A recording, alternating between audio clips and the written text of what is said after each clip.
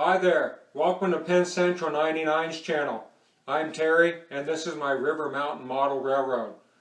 It's December 2015, so I thought I'd put together a little update of the layout and what's been going on. So let's go ahead and get started. A few things that I picked up over the past couple of weeks are this one Deuce's Bike Shop kit. One of the scenes on the layout I had hoped to have like a salvage yard type setup or some sort of a dealer. This Deuce's Bike Shop I think is going to fit that one scene that I've been looking for. Comes with a lot of detail parts, so I'm pretty happy about that. I got this buff ballast here that they call. It's got a brown tint to it. I want to vary the colors and the alterations of the ballast that I put on the track, especially on the industrial spurs and the siding. So to break up the monotony of the gray or gray blend, I'm going to experiment with this buff ballast here and see what that looks like. One of the other pickups or purchases is Intermountain just re-released some of their boxcar kits. This is a kit for a 50-foot boxcar. Comes with a lot of detail parts. Also, everything is pretty much separately applied except for the roof. So I'm looking forward to putting that kit together. This is my first Intermountain kit, so pretty excited and looking forward to that. That should be a lot of fun to build. And the two other things you see in the back here are some crossings. There's two areas on the layout where the industrial spurs our sidings to some industry are going to cross. I got a 30 degree and a 25 degree crossing here so that I can start to work on some of the settings for the industries. And like I say, that's pretty much it for purchases over. Okay, let's talk weathering and detail parts on the layout.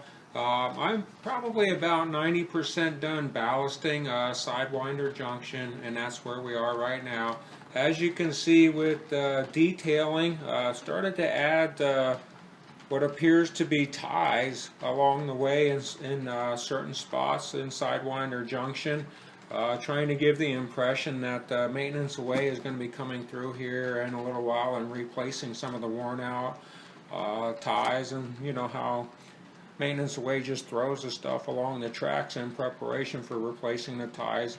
You can also see here in various places I've started to add some weeds or some field grass to try and break up the scene in the different areas. You can also see I've got certain areas that have some dark spots or some lighter spots to indicate the weather variations on the ballast that appears on a railroad. Yeah, here's just another area, some variations of some scenery. We're still in Sidewinder Junction. You know, still got a few more ties here for replacement. What these are square toothpicks that I cut to size. The dimensions or the thickness of these square toothpicks is identical to the plastic ties that are on Code 83 track. So what I did is I cut them to length, and then I took a brown Sharpie to give them some color variations to put them in between the tracks for replacement by maintenance away. Here you can see some more shrubbery and scenery. There's a rock out of the backyard. I threw some stuff down to try and give us some variations. Here you can see a dark spot. Basically that's probably about second or third application of a little spot there with some wash, some black wash, just to give us some variation.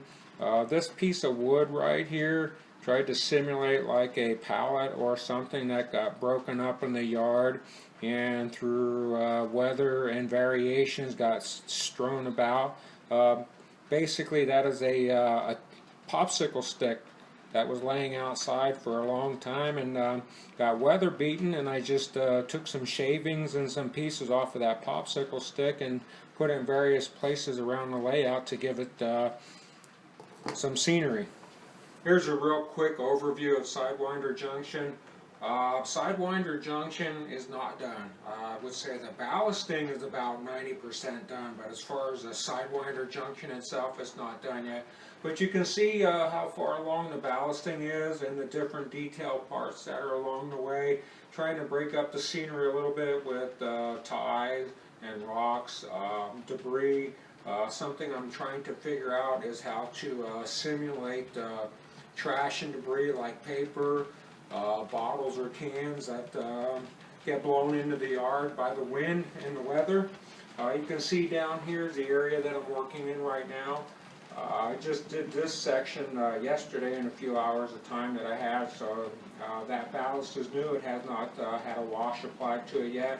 But you can see the different color variations, just to give you an idea of how many grains of ballast it takes to do a junction line. Here's some more scenery ideas that I've been working on.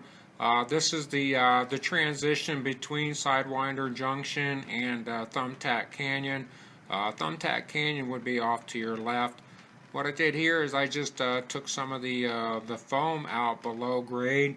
I just took a knife and a wire brush and just started scraping and carving to give it a below grade look. And you can see there I've added some rocks and some twigs or logs and some bushes and some scenery.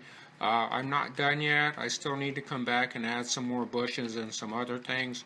But I figured in the layering process I would try and get the ballast down. That way when it falls down into the shrubbery, it's a lot easier to vacuum out or to pick out. But here's an area that we've been working on. Here's some more detailed parts. You can see I got a tire here. I had some old plastic tires laying around from a kit that had never gotten put together. So I thought I would take some of these tires and put them in various areas around the layout to give us some depth and some detail. Some more bushes and some logs. That piece of wood right there is actually a piece of OSB or plywood material, some splinters that fell off, so I thought I would try and glue that down for some debris and stuff. But you can just see some of the little small details that we've been adding around various parts of the layout. Well, that's pretty much it for this update. As you can see, there's really not a whole lot going on, but I am doing some things to the layout. I have not done any weathering of any locomotives or rolling stock, and the reason for that is my compressor took a dump. It won't build up air pressure anymore, so since it's a week before Christmas, I thought I would wait, see what Santa brings. If Santa doesn't bring it, then the day after we'll be at the hardware store picking up a compressor.